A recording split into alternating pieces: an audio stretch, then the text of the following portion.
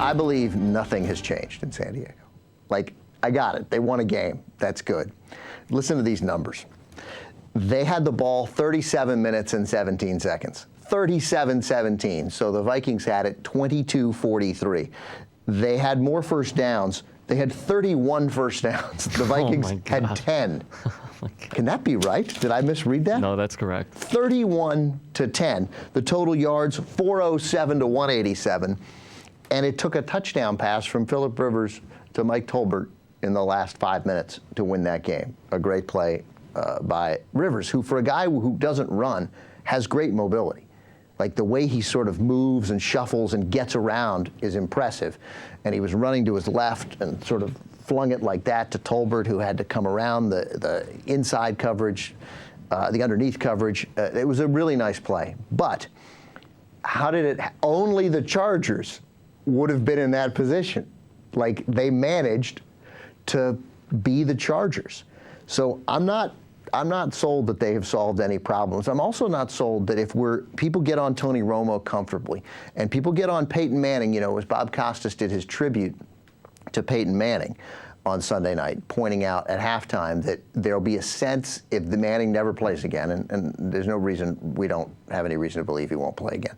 But if he never plays again, there'll be a sense that even though he won a Super Bowl and maybe was the greatest, one of the greatest, if not the greatest quarterback to ever play the game, people will make that argument, that he would leave the NFL that there was a tinge of disappointment, that he didn't win enough.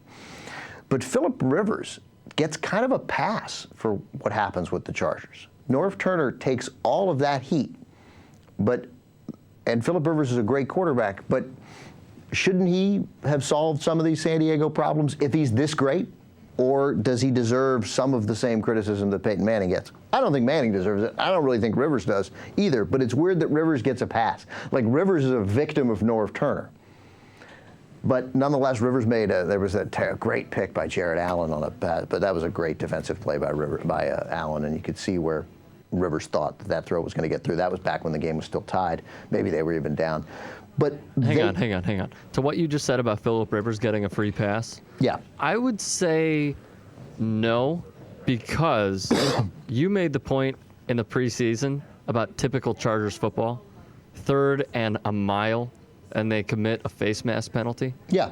Yeah, I wouldn't so much blame it on him. Then it's obviously a team game. They always find a way to screw up. And if a team finds a way to screw up, like I just did with Tony Romo, and like people do with Peyton Manning, not that the Colts screw games up, but then they don't win that big game in the playoffs.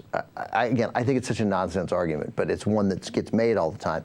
It's interesting that a team that finds a way to lose, like the Chargers, that dominates offensively, dominates defensively, and finds a way to lose, that none of that that Phillip Rivers is just given a pass. And I would say that obviously if Roethlisberger finds a way, shouldn't the same rules apply to Phillip Rivers? No. Okay.